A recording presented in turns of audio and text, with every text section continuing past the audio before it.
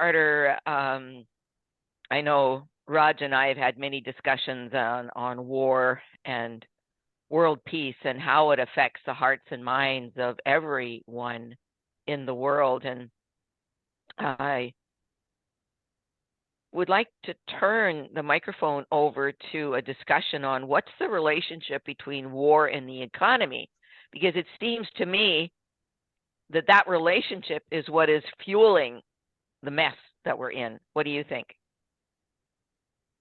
Oh, definitely. And it was one of the big conclusions that in the days of the disarmament movement, which of course was an international movement, which was one of the many things that was great about it. We all realized that what we call the economy is actually an economy that's based on war. It's a war economy.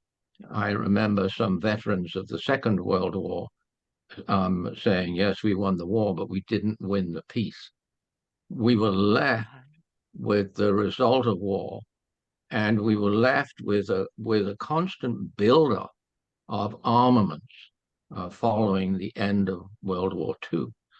So, although in one very important sense that war ended at massive, massive cost, war didn't end, and all aspects of the economy, from what is called economic competitiveness, it's all hostility. So we have corporations being hostile against each other. We have CEOs who are paid tens of millions of dollars, or God knows what, a year, for keeping those corporations, making those corporations more powerful, and then keeping this hostility going. And that we have within all our own countries. And then, of course, between our countries, the nation state, the nation state, all nation states, even Canada, was formed as a result of war.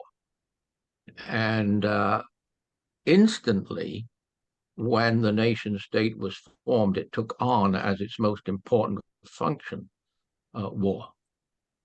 And so this is why we have, as I say, over $2 trillion every year being spent on war, which is not only wasted on war.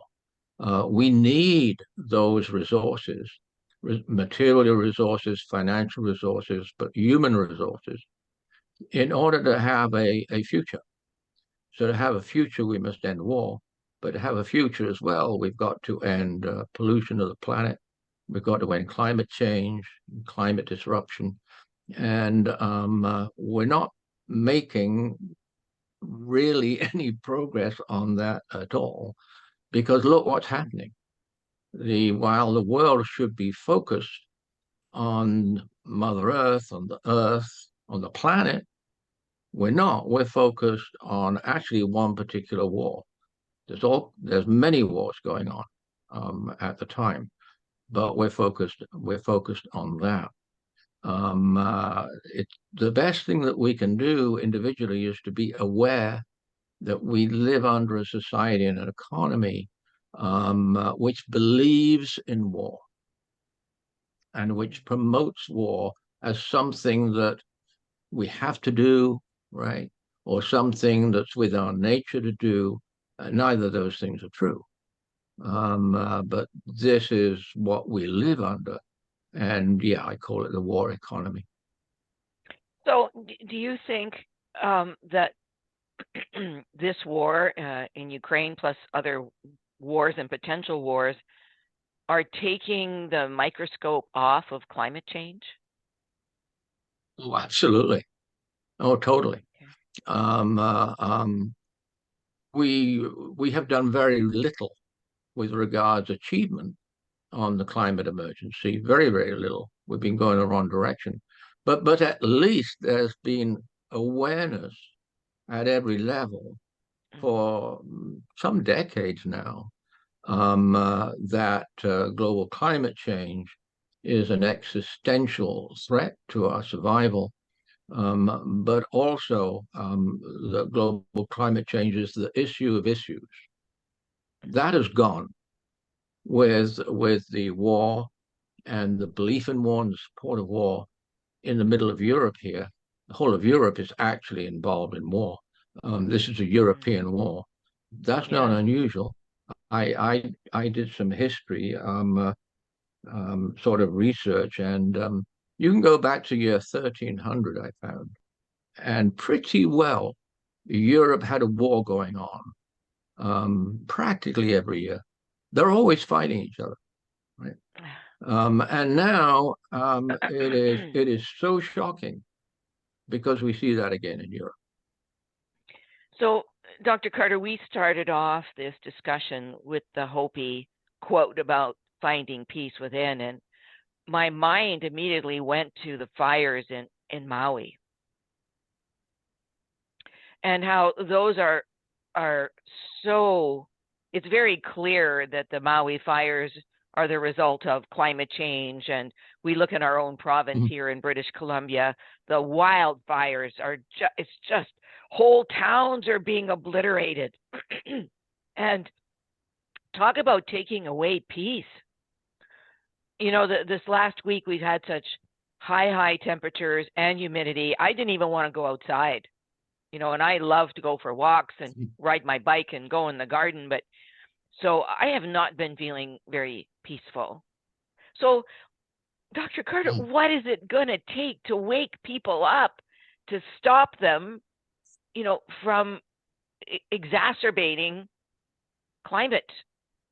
this climate emergency?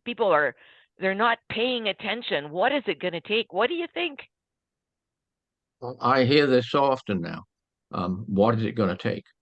And yeah, the whole of the boreal forest is on fire.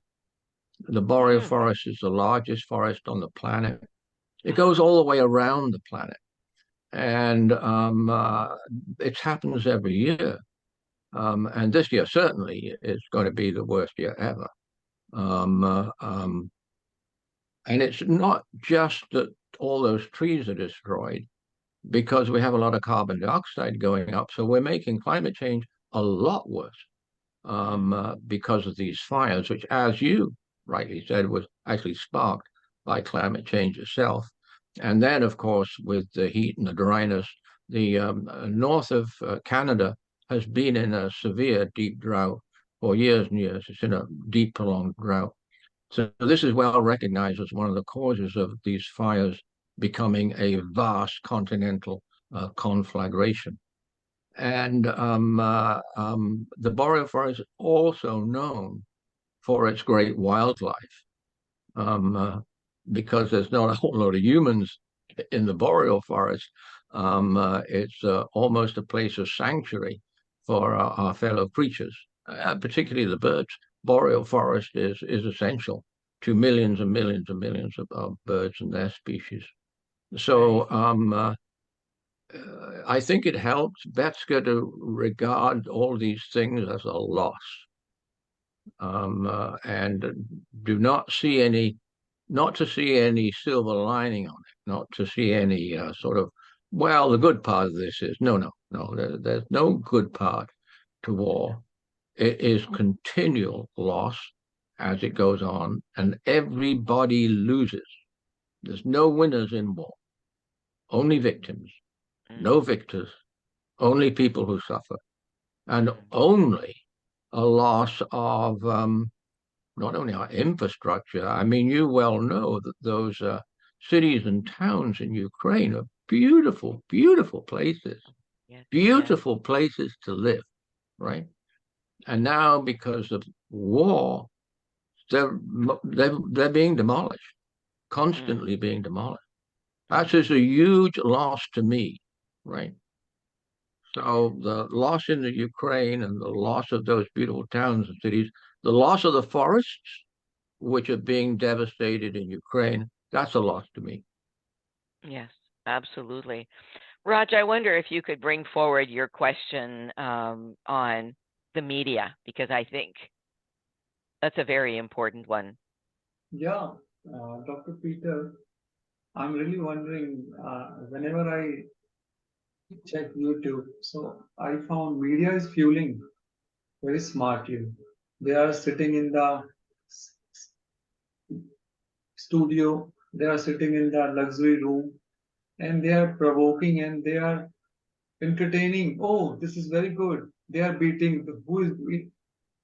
But actually, I realize nobody will win this war.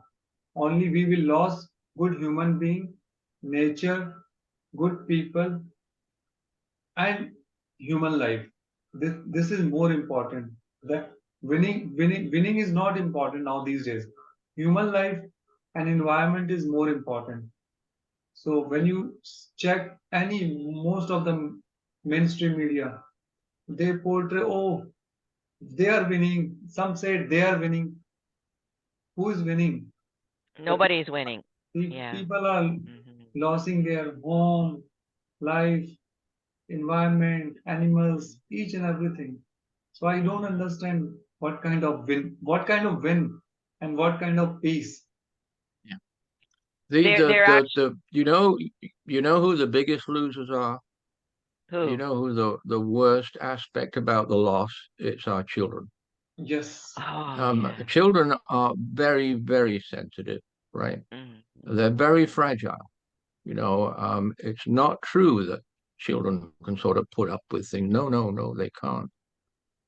And if we would think of our children and the children of the world, um, uh, we then, I think, to answer Betska, then we'd have a chance to stop this, right? Um, Hmm. because it's a terrible thing we're doing to our own children with climate change destroying their planet. And Hmm. as Betska says, with these unprecedented fires, right? Hmm. Um, all the young people are aware, right? Hmm. And they can see that they're losing their future. The children are growing up in a world which they say, oh my gosh, as Hmm. soon as the children become aware and conscious of things outside around themselves, they're going to become aware of a bad climate Hmm. that their parents and grandparents are leaving for them. But they'll also become aware there are wars going on all over the world. They will believe that the world is a hostile place, Hmm. and mentally and emotionally, this is being devastating for children everywhere, everywhere. So, gentlemen, Um, let's peace. take a brief a brief pause, and we'll come back because I really want to focus on your last comments there, Dr. Carter, about the children. Let's come back and have an in-depth conversation about that. Thank you. Maybach